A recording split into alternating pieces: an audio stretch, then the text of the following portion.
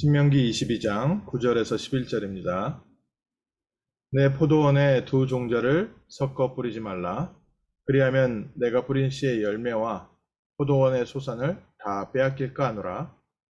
너는 소와 나귀를 결의하여 갈지 말며 양털과 배실을 섞어 짠 것을 입지 말지니라.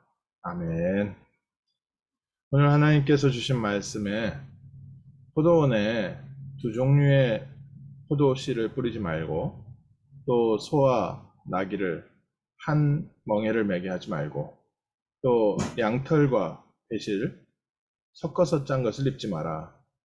오늘날은요, 모든 게 이렇게 융합되고 서로 보조돼서 오히려 모든 사회 문화가요, 섞이는 사회를 살고 있습니다. 또 지역의 문화와 언어도 전부 다 섞여서 사용되고 있습니다.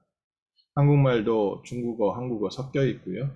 또 이제는 영어와 불어와 전 세계 모든 말들이 다 섞여서 사용되고 있습니다. 뉘앙스 같은 단어는 불어고요. 또 저희가 평상시에 쓰는 많은 단어에도 또 미국에 살다 보니까 영어와 한국어 다 섞여서 쓰고 있습니다. 오늘 이 주신 말씀은 이스라엘 백성에게 섞지 말라고 합니다. 저도 농사를 지어보진 않아서 잘 모르지만요.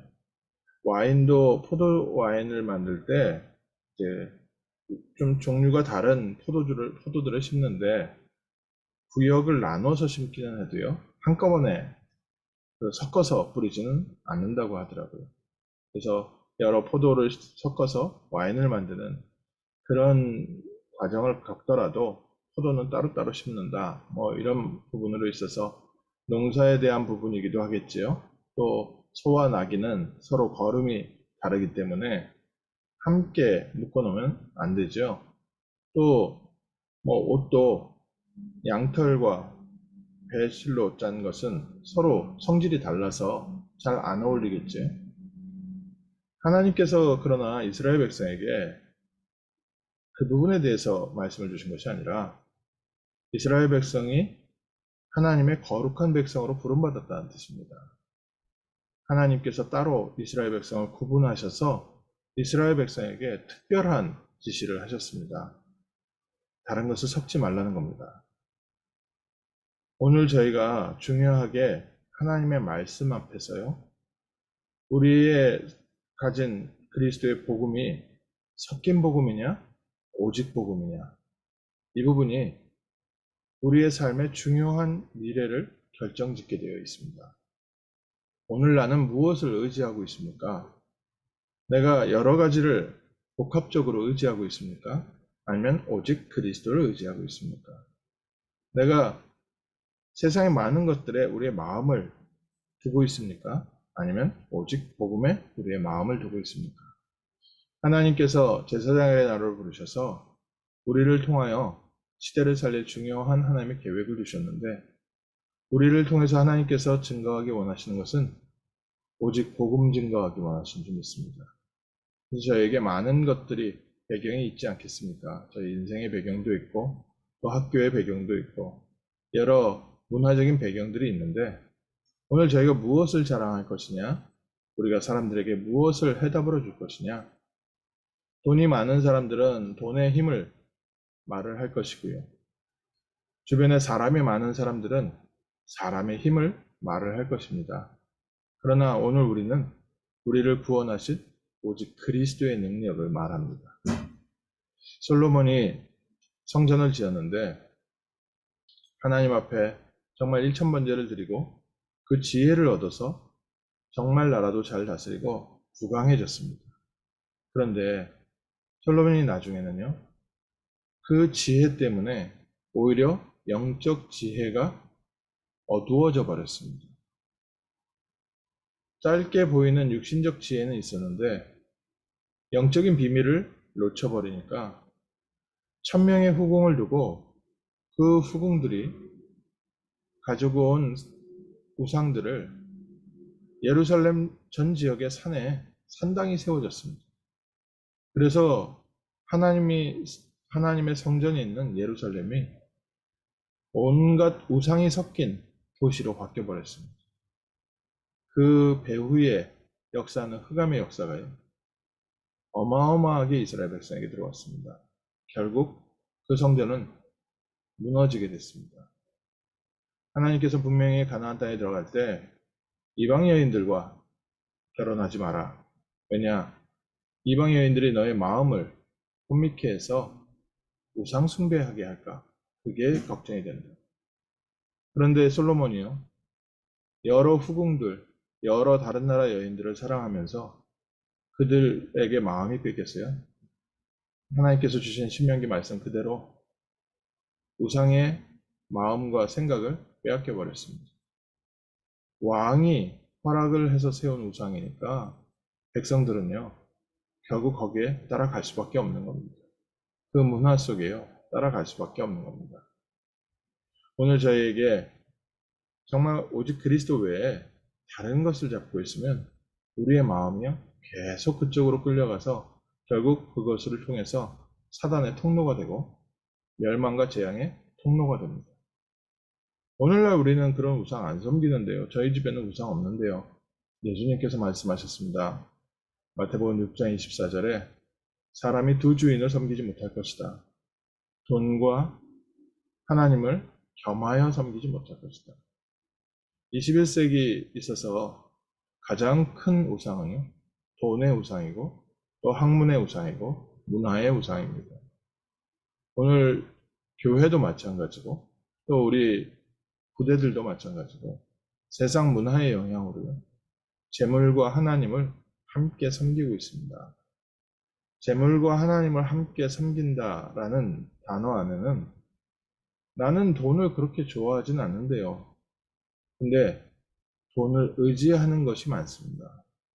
돈이 있으면 평안하고 돈이 없으면 불안하고 돈이 많은 사람들을 부러워하고 돈이 없는 사람을 무시하고 우리는 그리스도 예수 안에서 천국 배경 갖고 있습니다. 우리는 이 세상의 모든 것의 주인 되신 하나님의 배경 속에서 세상을 살아갑니다. 오늘 저희의 마음을 다시 한번 그리스도 안에서 참된 평안을 누리는, 그리스도 안에서 참된 행복을 누리는 복된 날 되어야 되겠습니다. 물론 세상의 성공이 우리에게 주는 기쁨도 있고요. 또 돈이 우리에게 주는 즐거움도 있고 여유도 있습니다.